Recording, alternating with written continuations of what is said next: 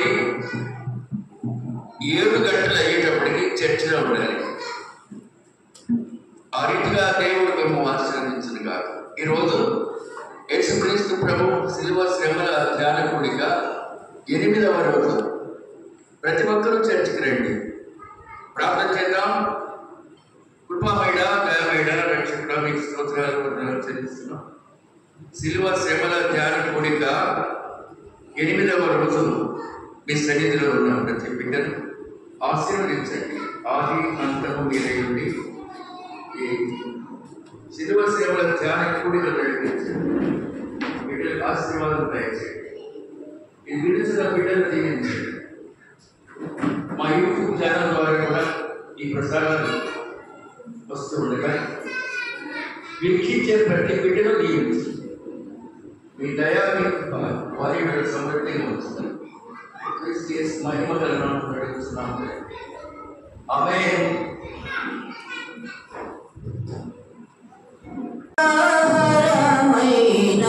ఎన్నో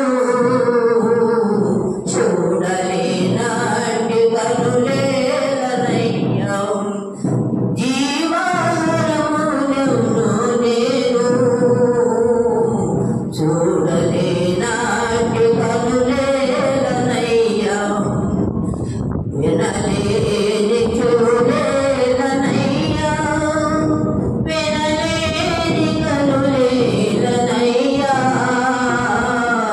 నిన్ను చూడ మనసాయనయ్యా, యేసయ్యా, నిన్ను చూడ మనసాయనయ్యా, దాహము కొన్నావు యేసయ్యా, జీవా జలములు నాకిచ్చేవు గదయ్యా, దాహము కొన్నావు చేరిన నాడు కలుషములను కడిగి వేయు, సిలువ చెంత చేరిన నాడు కలుషములను కడిగి వేయు, పలునామముల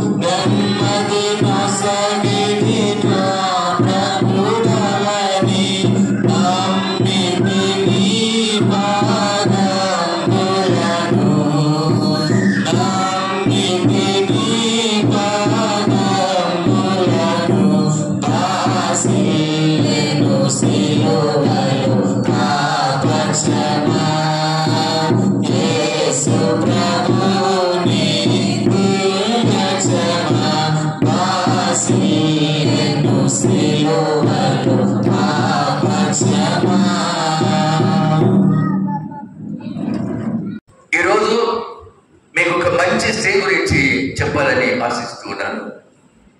ఆ స్త్రీ పేరు అబీగయలు.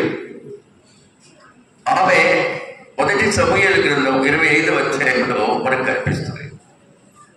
పేరు అబీగయలు చాలా ఉన్నతమైన స్త్రీ. ఆమె భర్త పేరు నాబాలు.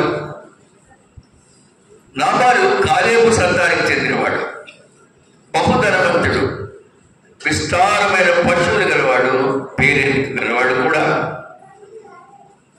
కాలేబు సంతతికి చెందినవాడే కానీ బహు దుర్మార్గుడు, బహునీచుడు కూడా, బహు మరచివాడు కూడా.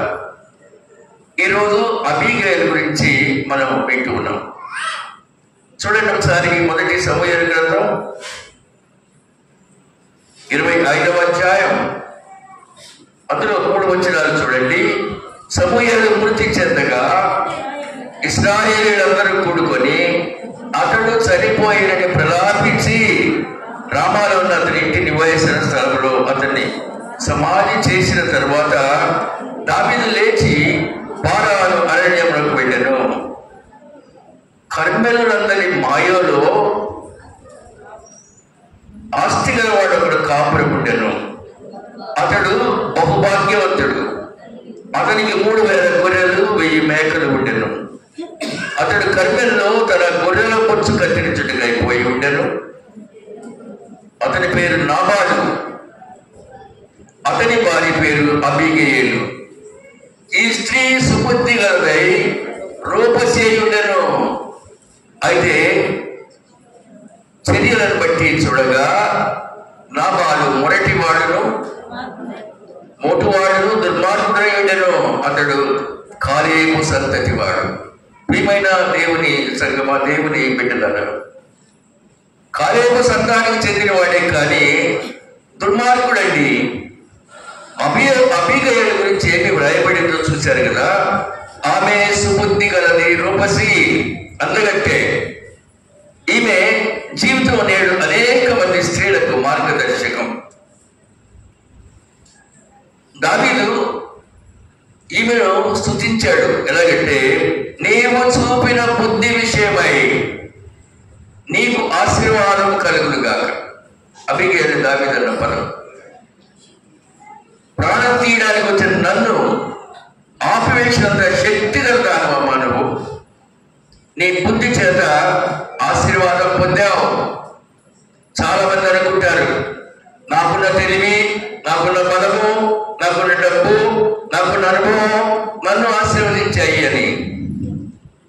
అలా ఎంత మాత్రము కానే కాదు. నీ బుద్ధి నీకు ఆధారం. ఈరోజు అబీగయల లక్షణాలు మనం తప్పకుండా తెలుసుకుందాం. మొదటి లక్షణం, తన ఇంటి మీదకి వచ్చిన కీడును, తన కుటుంబం మీదకి వచ్చిన కీడును, తనతో కూడా ఉన్న సమాజానికి వచ్చిన కీడును, కర్మెలనందరి మాయో అనే ప్రాంతానికి వచ్చిన కీడును ఒంటి చేత్తో ఆపివేసింది. కత్తులు కటాలతో కాదండి, తన సుగుణము చేత కర్మెలను అంతటిని దీవించబడేటట్లుగా చేసింది. దేనిని ఉపయోగించి ఆపుకుందో తెలుసండి. ఓ పక్క నిప్పులు కక్కుతూ 400 మంది సైన్యంతో దావీదు వస్తున్నాడు. దావీదు ఆపుకోవడం ఎవరి ఇష్టం, ఎవరికి చేత కాదు. కానీ ఆమె సుబుద్ధితో చెప్పబడిన మాట సుబుద్ధి. సుబుద్ధి అంటే మంచి బుద్ధి. సామెతల గ్రంథంలో ఉంది, నీకున్న సంపద అంతా ఇచ్చి బుద్ధి సంపాదించుకోవాలి కదండి. సామెతల గ్రంథం మాట అది. యేసయ్య కూడా అన్నాడు, బుద్ధిమంతుడు తన ఇండ్లు బండ మీద కట్టుకుంటాడు. బుద్ధిమంతుడు బండ మీద ఇల్లు కట్టుకున్నటువంటి వాడు. బుద్ధిహీనుడు ఇసుక మీద ఇల్లు కట్టుకున్నవాడు. బుద్ధిమంతుని ఇల్లు వానలు కురిసినా, వరదలు వచ్చినా ఆ ఇల్లు చెదరనే చెదరదు. బుద్ధి లేని వారు ఎలా ఉంటారండి? ఉరికిన పడిపోతారు. అపోస్తలుడైన పౌలు కొలస్సీయులకు రాసిన పత్రిక 2వ అధ్యాయం 3వ వచనం చదవండి. కొలస్సీ 2వ అధ్యాయం 3వ వచనం. బుద్ధి జ్ఞానముల సర్వ సంపదలు ఆయన యందే గుప్తమై ఉన్నవి. గమనించారా మాట? బుద్ధి జ్ఞానముల సర్వ సంపదలు ఆయన యందే గుప్తమై ఉన్నవి. దేవుడు బుద్ధి గల వారిని చూస్తూ ఉన్నాడు. ఆ బుద్ధి గల వారు మనందరికీ పరిచయం ఉన్న వాక్యం మత్తయి 2:25వ అధ్యాయంలో ఉంది. బుద్ధి గల కన్యకలు, బుద్ధి లేని కన్యకలు. బుద్ధి గల కన్యకలు తమ నిమిటంలో నూనె తీసుకొని వెళ్ళారు, సిద్ధపడి వెళ్ళారు. బుద్ధి లేనటువంటి వారు తమ నూనెలో నిమిటీలు తీసుకుని వెళ్ళలేదు. గర్వంతో వెళ్ళారు, అహంభావంతో వెళ్ళారు. దివిటీలు సిద్ధం చేసుకోలేకపోయినారు. పెళ్లి కుమారుడు వచ్చే సమయానికి వారు సిద్ధపాటుగా లేరు. అందుకే వారిని విడిచిపెట్టేశారు. వారికి పెళ్లి కుమారుడు చూసే అర్హతను కోల్పోయినారు. పెళ్లి కుమారుడు వచ్చారు, దివిటీలు వెలుగుతున్నా సిద్ధపడిన బిడ్డలు మాత్రం ఆయనతో కూడా లోపలికి వెళ్ళారు. తర్వాత తలుపు వేయబడింది. ఆ మంచి స్థితిని పోగొట్టుకున్నారు. అనగా దేవుడి రాజ్యంలో చోటు దక్కించలేకపోయారు. ఈ రాత్రి మనం కూడా బుద్ధి గల వారిగా ఉంటున్నామా, బుద్ధి లేని వారిగా ఉంటున్నామా? నీకు బుద్ధి రావాలి. బుద్ధి రావాలి అంటే కొంతమంది కోపగించుకుంటారు. కోపగించుకోకండి. నేను అడుగుతున్నాను, నీవు బుద్ధి కలిగి ఉన్నావా? దయచేసి చెప్పు. నీ హృదయంతో మాట్లాడి రాత్రి బుద్ధి కలిగి ఉన్నావా? చర్చిలో శ్రమల కాలపు ధ్యానం కూటాలు జరుగుతున్నాయి.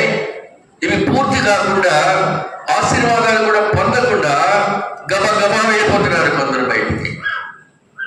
సేవకుడు ఇక్కడే ఉంటున్నాడు, 10 నిమిషాలు లేక 15 నిమిషాలు లేక 20 నిమిషాలు ఉండకుండా వెళ్ళిపోతున్నారు. బుద్ధి ఉన్నట్ట లేనట్టుగా ఏ చర్చిలోనూ ఏ ఊర్లోనూ ప్రసంగం అయ్యే లోపల వెళ్ళిపోయే జనం లేరు. దానికి నువ్వే కారణం. ఎవరు వెళ్ళరు, అసలు అయిపోయిందాక వెళ్ళరు. సేవకుడు అయిపోయిందని ఆశీర్వాదం ఇచ్చేంత వరకు బయటికి, కానీ ఇక్కడ వెళ్తున్నారు. నిన్ను బట్టి దేవుడు దూషించబడుతున్నాడు. జాగ్రత్త. ఇందు నిమిత్తమే నీ కోసము నా నామము అన్ని జనుల్లో దూషించబడుతుంది. వెనక కూర్చున్న బిడ్డల్ని నేను చూశాను. వారిని నివారించే పరిస్థితి అక్కడుండే మీకు అనిపించడం లేదండి. నేను క్లోజ్ చేయక ముందే వెళ్ళిపోతున్నారు. బుద్ధి ఉందా మరి? బుద్ధి కలిగినటువంటి క్రైస్తవ బిడ్డలేనా? అక్కడ మెట్ల వద్ద కూర్చుంటున్నారు కొంతమంది బిడ్డలు. ఉత్తరం వైపు మెట్ల మీద కూర్చొని దక్షిణ వైపు చూస్తున్నారు. చర్చలో కాదు, దక్షిణ వైపు మెట్ల మీద కూర్చొని ఉత్తరం వైపు చూస్తున్నారు. చర్చలో కాదు. ఎందుకు అలాంటి జీవితాన్ని కొనసాగిస్తున్నారు? ఇదిగో ఈ వైపు కుర్చీలు ఉన్నాయి, అద్దెకు తెప్పించాము, వాటిల్లో కూర్చోండి. దేవుడు మెచ్చుకుంటాడు మిమ్మల్ని. నీకు ఒక్క పైసా ఖర్చు అవటం లేదు సేవకు రావడానికి. శ్రమపడి బోధించే సేవకునికి నీ వంతు కార్యక్రమం ఏం చేస్తున్నావు? వస్తున్నావు, పోతున్నావు అంతే తెలుస్తుంది. కాబట్టి ప్రియమైన బిడ్డలారా, ఈ రాత్రి నువ్వు ఏ స్థితిలో ఉన్నావు? నేను గ్రేట్ అనుకుంటున్నావు, నేను చాలా బాగున్నాను అనుకుంటున్నావు. అది అవివేకపు తలంపు. నీకు అన్ని ఫ్రీగా రావాల్సిందే. చర్చికి వచ్చావనే పేరు మాత్రమే ఉంచుకుంటున్నావు. నీ పరిస్థితి అలా ఉంది. దేవుడి వాక్యం మాట్లాడుతున్న మనతో, నీ సహనము నీ పరిచర్యలు నేను ఎరుగుదును. దేవుడు చెప్పిన మాట అది. దేవుడు అంటున్నాడు, మా యవ్వన కాలంలో ఒంగోలు మెమోరియల్ బ్యాప్టిస్ట్ చర్చ్, ఏమేం చర్చ్ ప్రసంగం జరుగుతూ ఉంటే లోపల 2-3 వేల మంది ఉండేవాళ్ళు. మేము యువకులం కదా, బయట తిరుగుతూ ఉండేవాళ్ళం. ఎప్పుడైతే పాస్టర్ గారు ఆశీర్వాదం అయిపోతున్నాడు అని తెలిసిందో పరిగెత్తుకుంటూ లోపలికి వచ్చాడు. కర్తావము దీవించమని పాట వినపడగానే లోపలికి రన్నింగ్ రేస్లో వచ్చేవాళ్ళం. ఎందుకంటే ఆశీర్వాదం కోసం. నువ్వు ఉన్నావా రాత్రి ఆశీర్వాదానికి? మరి నీకు బుద్ధి కలిగిన బిడ్డవేనా? నేను అడగాల్సి వస్తుంది నిన్ను. ఎంతకాలం నీ పరిచర్యలో బుద్ధి సంపాదించుకోగలిగేవా? పరిగెత్తుకుంటూ చర్చలోకి వెళ్ళేవాడు. అది మాకు చాలా విలువైన విషయంగా మేము భావించేవాళ్ళం. నీకు ఆశీర్వాదాలు అక్కర్లేదు, మరి ఎందుకు నీకు ప్రయాస? అలాంటి పద్ధతులు పాటించే బదులుగా ఇంట్లో ఉండడం మేలు. చర్చికి వెళ్ళి అది క్లోజ్ కాకముందే పరుగున వెళ్ళడానికి ఇష్టపడుతుంది. నీవు రాకపోయినా దేవుడు ఏమనుకోడండి. ఇక్కడ కానుకలు కూడా పట్టాయి కదా, కాబట్టి అయ్యో ఆమె వెళ్తుంది కానుక వేయలేదే, అలాంటి ఫీలింగ్స్ ఈ 44 సంవత్సరాలలో ఇక్కడ ఉన్న సేవకుడికి లేవు. 43 కాదు, 44. జూలై వస్తే 45లోకి వెళ్ళిపోతాను నేను. ఇక్కడైనా బుద్ధి కలిగి ఉండండి. చదవబడిన వాక్య భాగంలో భర్త గారు నాబాలు మోటువాడు. భర్త ఏ దారిలో నడిస్తే భార్య కూడా ఆ దారిలోనే నడుస్తుందండి. మరి ఈమె భర్త దుర్మార్గుడైతే, కుళ్ళబోతువాడైతే, దోషకుడైతే, మొరటివాడైతే కాపురం చేసింది, కానీ ఆయన చెప్పినట్లు చేయలేదు. ఆమె నేను నీ దారిలో నడవను అని మనసికంగా అనుకుంది. సుబుద్ధి కలిగి జీవించింది. సామెతల గ్రంథంలో చూస్తే వివేకము లేని స్త్రీ పంది ముక్కులో ఉన్న బంగారు కవి లాంటిది. పంది ముక్కులో బంగారు కమ్మి పెడితే దానికి దాని వాల్యూ తెలియదు, బురదలోకి వెళ్ళిపోయింది. అలాగే వివేకం లేకపోతే మనం అందరం కూడా అంతే. ప్రియమైన బిడ్డలారా, అబిగయలు రూపసి అందగత్తే సౌందర్య రాశి. మనం కూడా అందంగా ఉందామా? మరి అలా ఉండాలంటే బ్యూటీ పార్లర్కి వెళ్ళక్కర్లేదండి.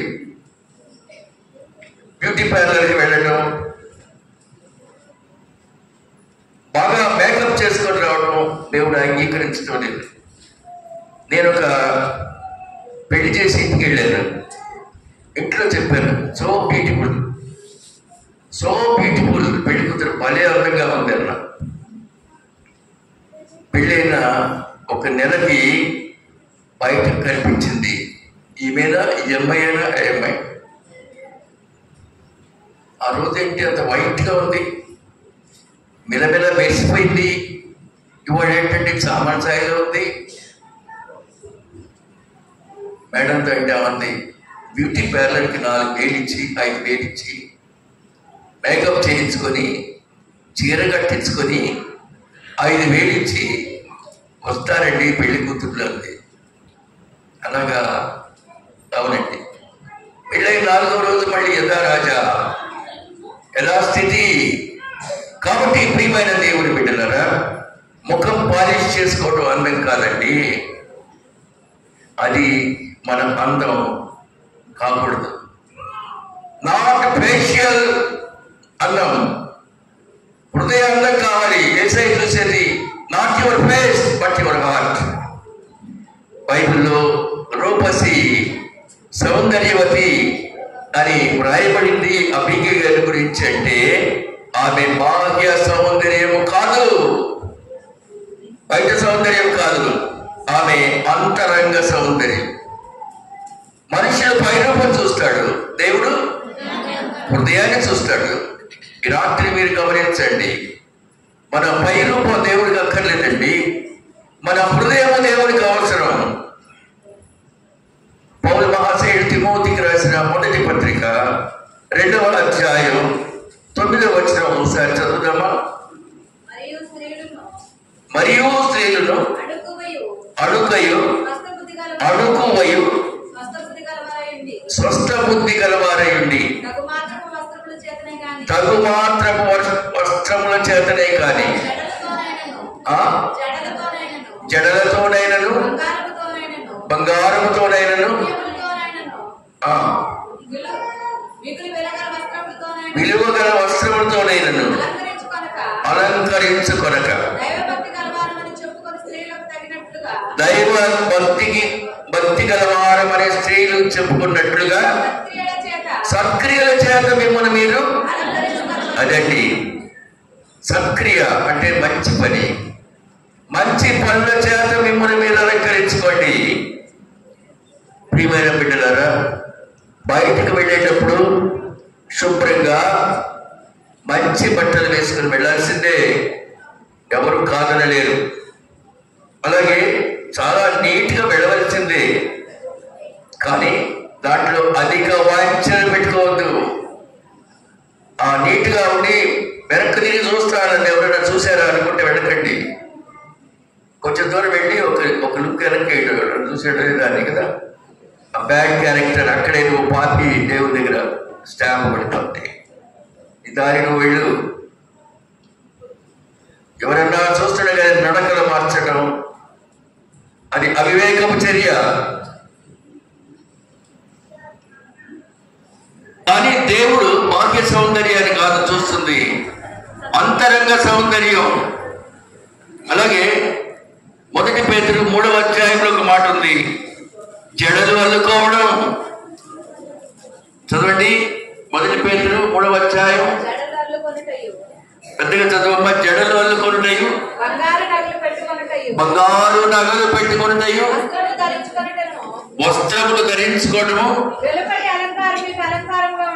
వెలుపటి అలంకారం మీకు అలంకారంగా ఉండక సాధువైనట్టి విలువైనట్టినైనా మంచి గుణమని అక్షయ అలంకారము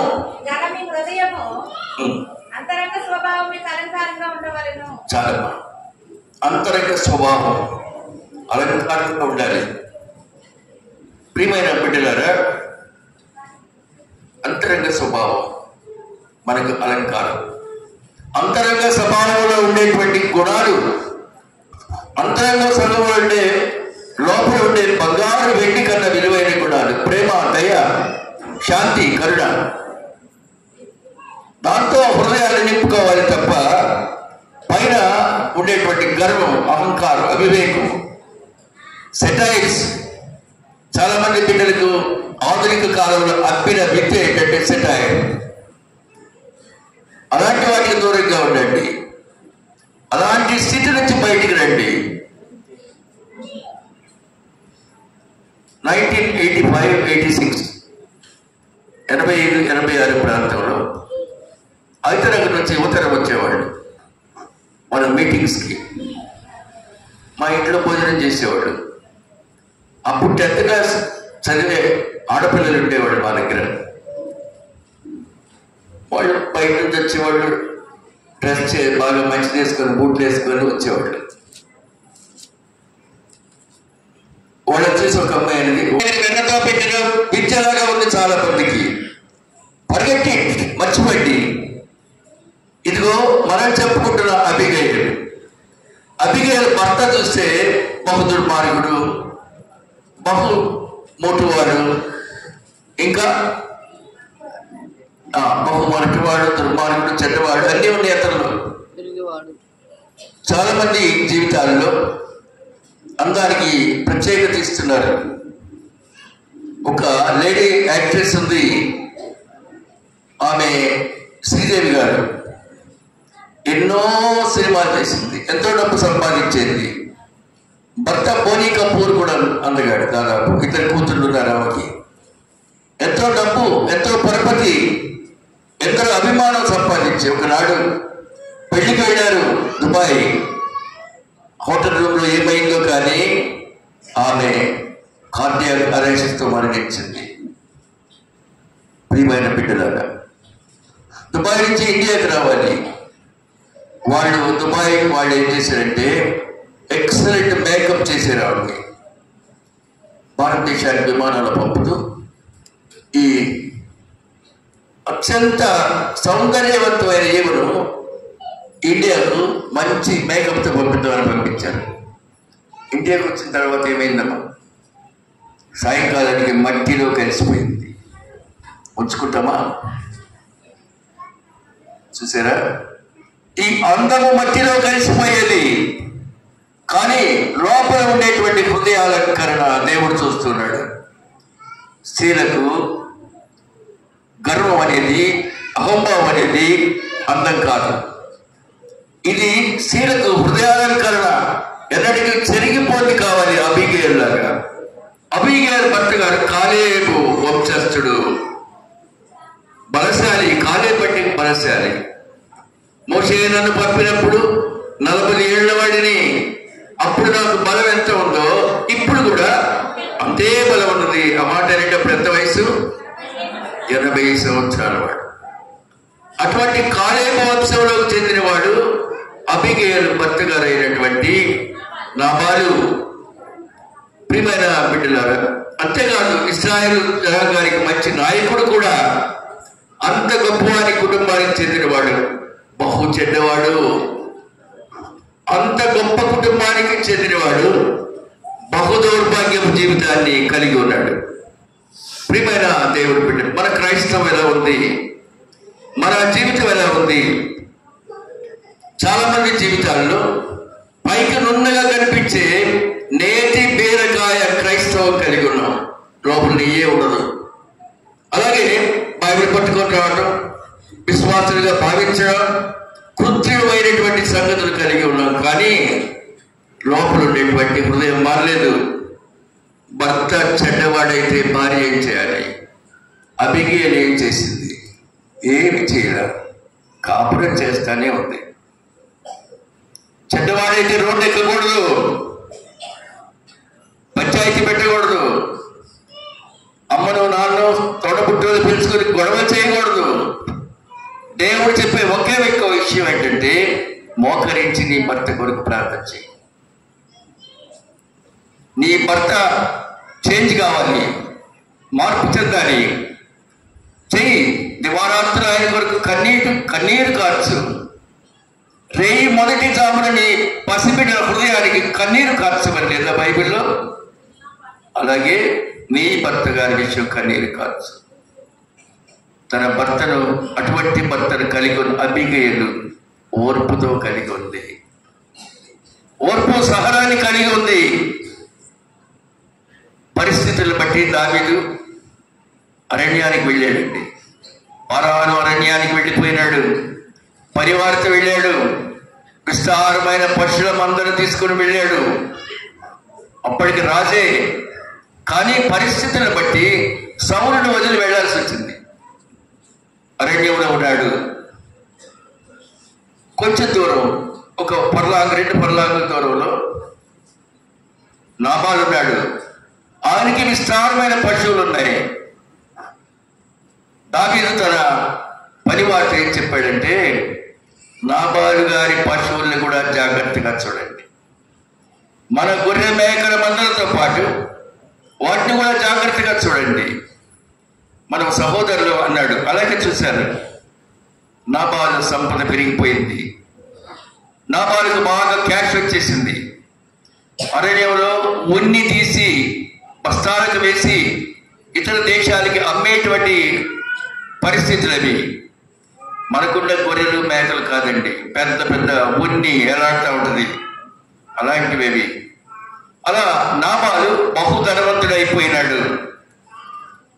కొంతమందికి డబ్బు చూడగానే గర్వం, బ్రతుకు తక్కువ, బడాయి ఎక్కువ.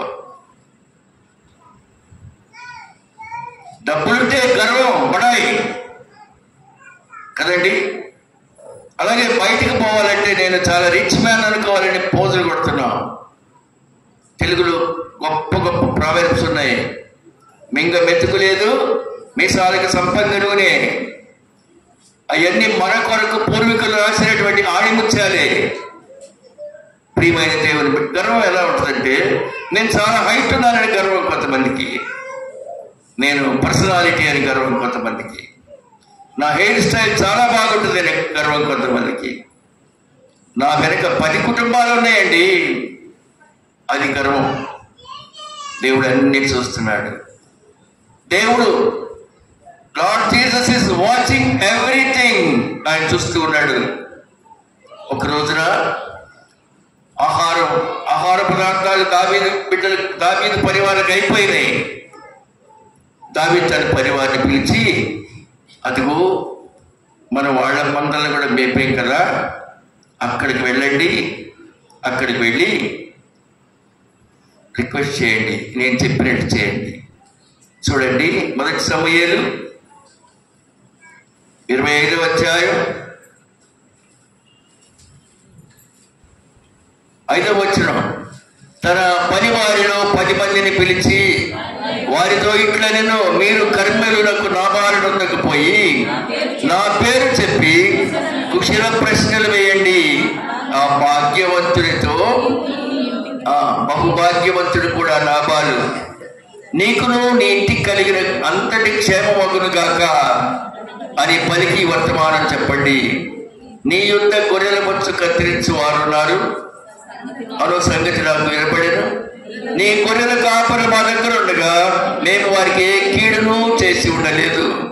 వారు కర్మెల్లో ఉన్నంత కాలం వారు ఏమీ పోగొట్టుకోలేదు. నీ పని వారిని అడిగినా అలాగే చెప్తారు. కాబట్టి నా పని వారికి దయచూపు. ఎవరు అడుగుతున్నారు? దావీదు తన సేవకులకి ఇలా చెప్పండి అని చెప్పి పంపించినాడు. శుభదినమున మీ వద్దకు వచ్చాం. దావీదు పరివారం వచ్చి అతని పేరు చెప్పి ఆ మాటలన్నీ నాబాలుకు తెలియజేస్తుండగా 10వ వచనం చూడండి. నాబాలు ఏమంటున్నాడు? నాబాలు, దావీదు ఎవడు? యెషై కుమారుడు ఎవడు? నేను తన యజమాని విడిచి పారిపోయిన దాసులు ఇప్పుడు అనేకం ఉన్నారు. నేను సంపాదించుకున్న అన్నపానములు, నా గొర్రె బొచ్చు కత్తిరించు వారి కొరకు నేను వధించిన పశు మాంసము నేను కొద్దిగా ఎరగని వారికి ఇస్తానా? చెప్పండి మీ దావీదుకి, నేనేమి ఇవ్వను, ఒక పైసా కూడా ఇవ్వను, ఏమివ్వను అనగానే వాళ్ళు వెళ్ళి దావీదుకి చెప్పారు. ఈ మాట దేవుడు అంటున్నాడు, ప్రియమైన దేవుని బిడ్డలారా, మీ చేతిలో ఉన్న ఒక నాణ్యం, కాయిన్, దానికి 2 పైసలు ఉంటాయి, 2 ప్రక్కలు ఉంటాయి. బొమ్మ బొరుసు కూడా, దేవుడికి కూడా 2 ప్రక్కలు ఉన్నాయి. ఆయనకి నీ మీద నా మీద ఎంత ప్రేమ ఉందో అంత ఉగ్రత కూడా వస్తుంది. నిన్ను బట్టి నాణ్యానికి ఒక పక్కే చూస్తున్నావు. See the other side of the coin. ఆ నాణ్యం అవతల పక్క చూడు, అది దేవుడు ఉగ్రత. దేవుడు వింటున్నాడు ఇవన్నీ. తన కుమారుడుగా ఉన్నటువంటి నా ఇష్టానుసారుడైన మనుష్యుడు అనలేదా దావీదు దేవుడు? అవన్నీ వింటున్నాడు ఆయన. నాబాలుని ప్రేమించిన దేవుడికి పట్టడానికి కోపం వచ్చింది. 25వ అధ్యాయం 13వ వచనం చూడండి. అంతటా దావీదు వారితో, మీరందరూ కత్తులను ధరించుకోనండి. కత్తులు ధరించుకొని వెళ్ళారు. దావీదు కూడా ఒకటి ధరించాను. దావీదు వెనుక 400 మంది బయలుదేరారండి. ఎంత కోపం వచ్చిందో చూడండి. నేను ఆ ప్రజలకు, ఆ సేవకులకి అంత ఉపకారం చేస్తే ఇంతలో మాట అన్నాడా? వీడికి బుద్ధి చెప్పాలి. నేను నా ప్రేమంతా తీసి రివర్స్లో వెళ్ళాలి ఇప్పుడు అనుకున్నాడు. 400 మందిని తీసుకువెళ్ళాడు.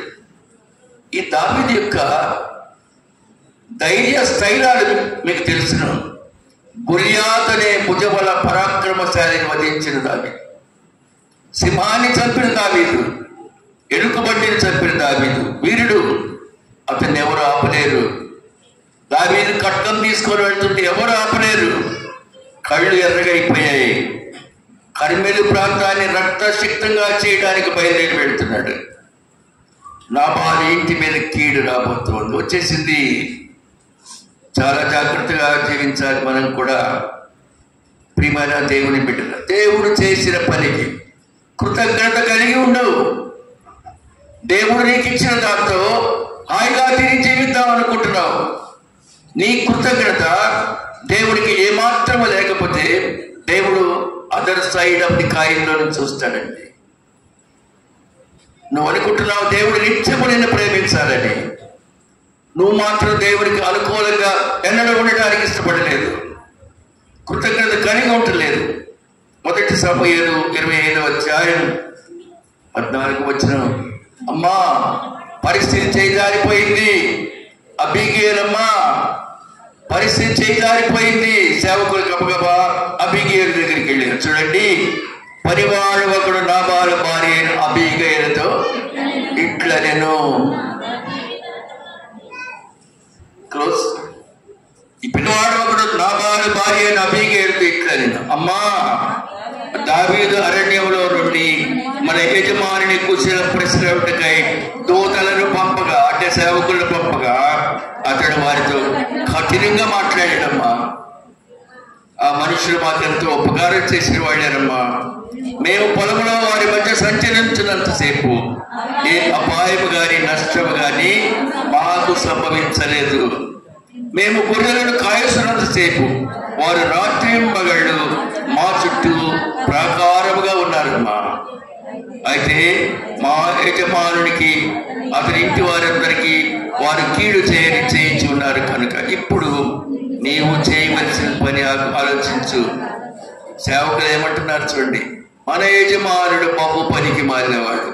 ఉందా? సాక్షాత్తు సేవకులే అంటున్నారు.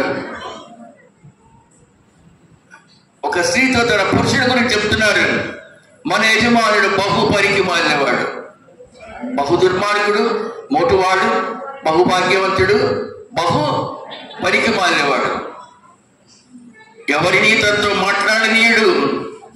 అందుకు అబీగేలు నాబాలుతో ఏమీ చెప్పక బయలుదేరుతుంది. ఎలా? వట్టి చేతులతో కాదండి, 200 రొట్టెలు, 200 ద్రాక్షారసపు తిత్తులు, వండిన 5 గొర్రెల మాంసం మాంసము, 5 మానికలు వేయించిన ధాన్యము, నూనె ద్రాక్ష గెలలు, 2 అంజూరు పడలు గార్దవుల మీద మోయించి మీరు నాకంటే ముందెళ్ళండి అయ్యా. ప్రియమైన దేవుని బిడ్డగా, నేను వస్తున్నాను, అతన్ని బతిమాలడానికి వస్తున్నాను అని ఆమె కూడా బయలుదేరి వెళ్ళింది. ఎందుకంటే కర్మెలలో రక్తపాతం జరిగిపోతా ఉంది. చాలా జాగ్రత్తగా జీవించాలి, దేవుని యెడల కృతజ్ఞత కలిగి ఉండాలని ఈ మాటల యొక్క అర్థం. అమ్మా, మా సంగతి ఏం కావాలమ్మా? దావీదు గారు అందరినీ చంపేస్తాడు. అబీగేలు తల్లి గారు, అబీగేలు రాణి గారు అడుగుతూ ఉన్నారు. దావీదు భయంగా ఉంది, దావీదు వస్తున్నాడంటే మా పిల్లలు ఎలా, మా స్త్రీలు ఎలా, అందరూ చచ్చిపోతారమ్మా. అబీగేలు ఆలోచించింది. వెంటనే సురుకైనది లిండమ్మ అంటే 4-5 నిమిషాలు తీసుకుంటాం కదండి. అబీగేలు ఎలాంటిది? సురుకైనది.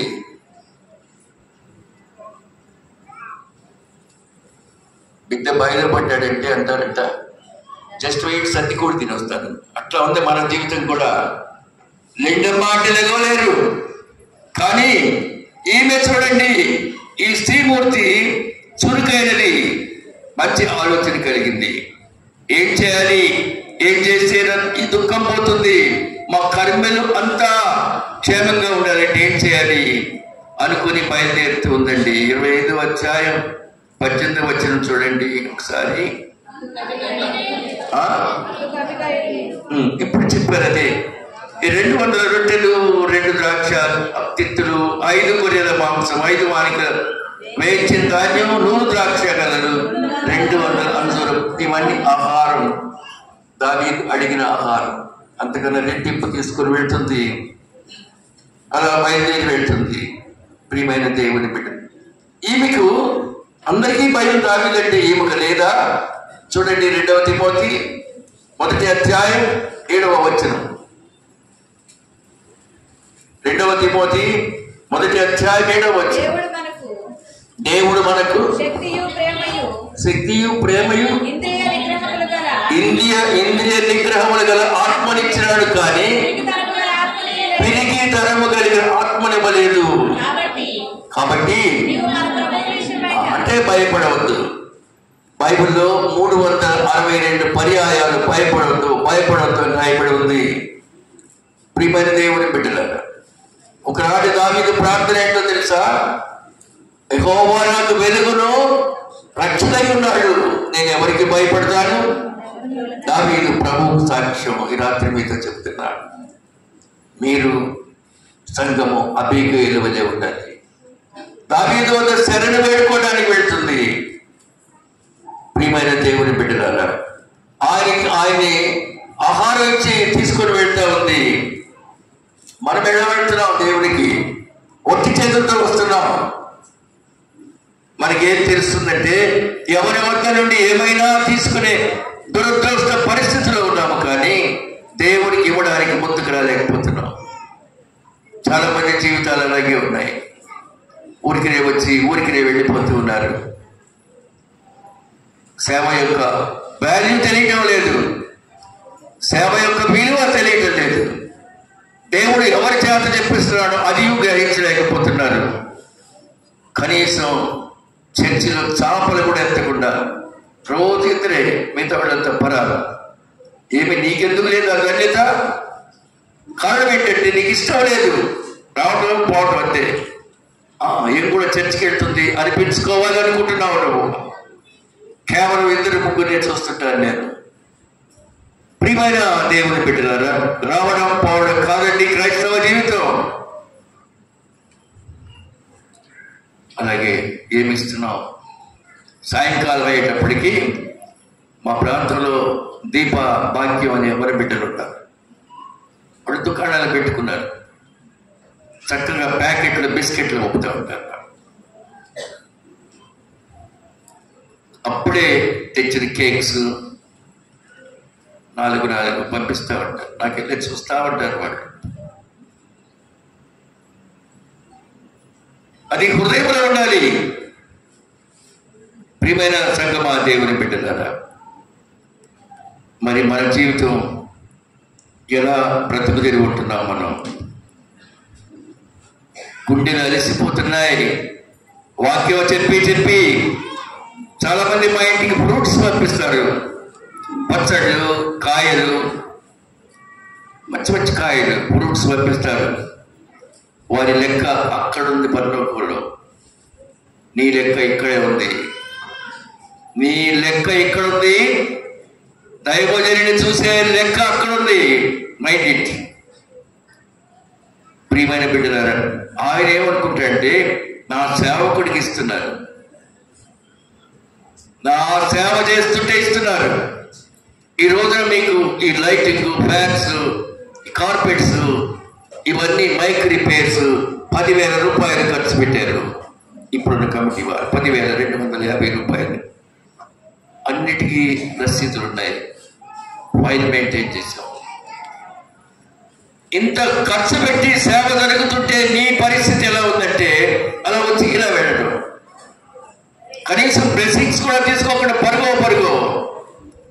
నేర్చుకో అబిగేలు జీవితాన్ని చూసి నేర్చుకో.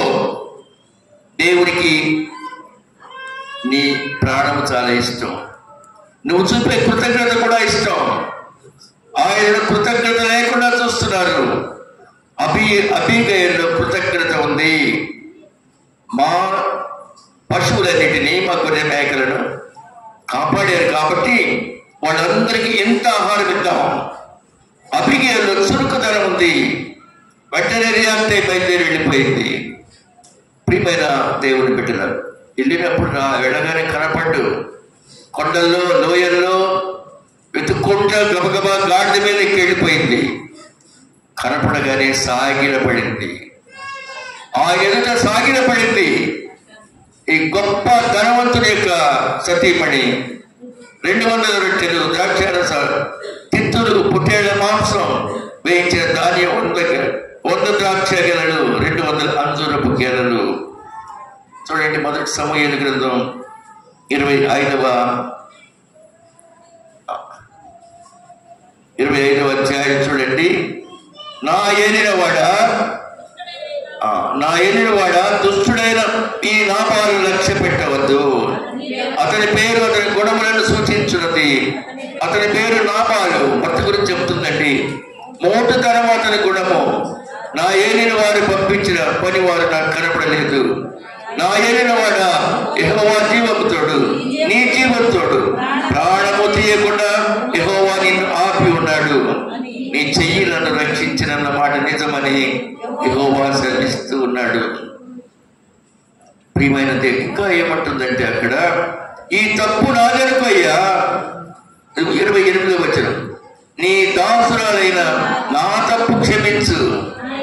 నా ఏలిన వాడికి నీకు యుద్ధములు చేయించున్నావు కనుక నా ఏలిన వాడవై నీకు శాశ్వతమైన సంతానం ఇచ్చును. ఇలా చెప్తూ ఉందామే. దావీదుని స్తుతిస్తూ ఉంది. దావీదు ఇవన్నీ వింటున్నాడు. దావీదు విని ఒక మంచి మాట పాడాడు చూడండి.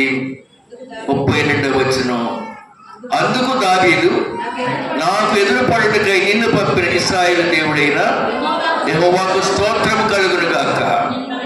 నేను పగ తీర్చుకొనకుండా ఈ దినమున ప్రాణము తీయకుండా నన్ను ఆపినందుకై నీవు ఆశీర్వాదం నందుదువు గాక.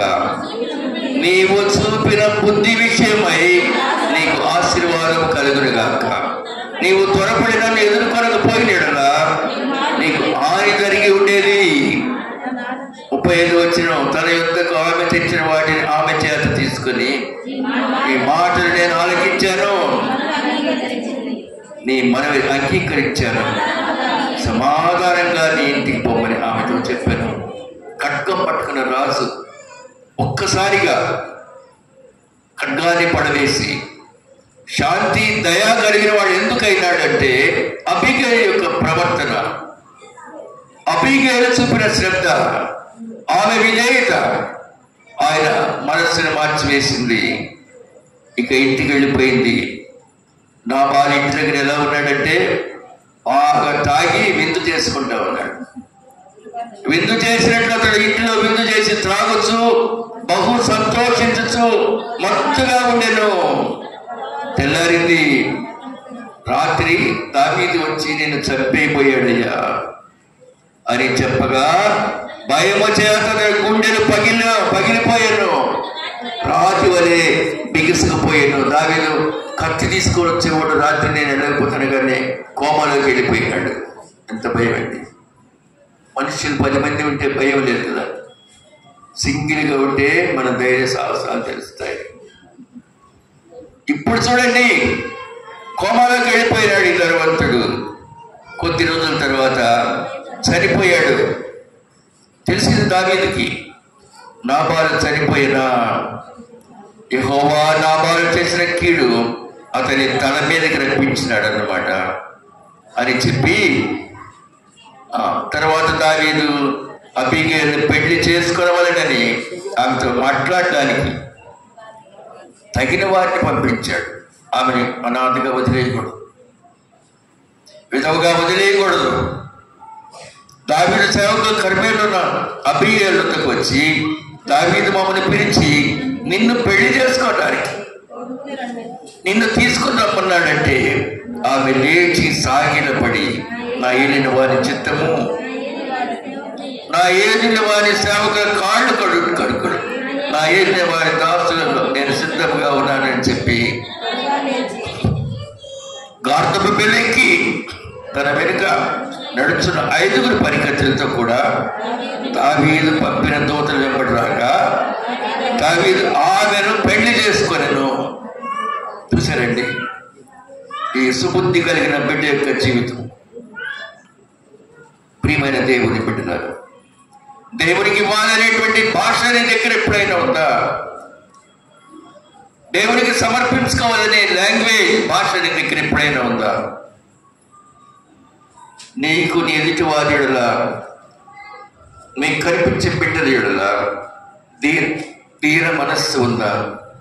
అబీగయలు తన దీన మనస్సుతో ఇశ్రాయేలు దేశానికి పరిపాలకుడైన దావీదును వివాహం చేసుకుంది. ఈ దోషము నాదని ఎంచయ్యా. మొదటి సమూయేలు 25-24 అనుకుంటాను చూడండి. నా ఏలినవాడా, ఈ దోషము నాదని ఎంచుము, నీ దాసురాలు నన్ను మాట్లాడనిమ్ము, నీ దాసురాలే నేను చెప్పు మాటలు ఆలకించు. నా భర్త చేసిన తప్పు నాదనుకోయ్యా. ఉన్నారా ఇలాంటి స్త్రీలు? భర్తను కాపాడుకోవాలని ఉద్దేశించింది, అహర్నిశలు పోరాడింది. చివరికి ఈ దోషము నాదని ఎంచయ్యా దావీదు కాళ్ళు పట్టుకుని బతిమారుకుంది. అందుకు దావీదు అన్నాడు, నువ్వు క్షేమంగా వెళ్ళమ్మా, మీ దేశానికి రాకుండా రక్తపాతం చేయకుండా కాపాడిన మీ బుద్ధి విషయమై నాకెంతో ఆనందంగా ఉంది, నువ్వు క్షేమంగా వెళ్ళు. అయితే ఈ రాత్రి అబీగయలు వలె దీన మనస్సు కలిగి ఉందామా? ఆమెకి ఇచ్చినటువంటి ఆ గొప్ప కృతజ్ఞతా భావం, అబీగయలుకున్న అడక్కువ, అబీగయలుకున్నటువంటి దేవుని స్తుతించే పద్ధతి మనం కూడా కలిగి ఉందామా? ఆ ప్రకారం మనం కూడా కలిగి ఉండి దీవించబడి దేవుని కృప పొందెదముగాక. ఆమేన్. తలవంచని ప్రార్థన చేద్దాం.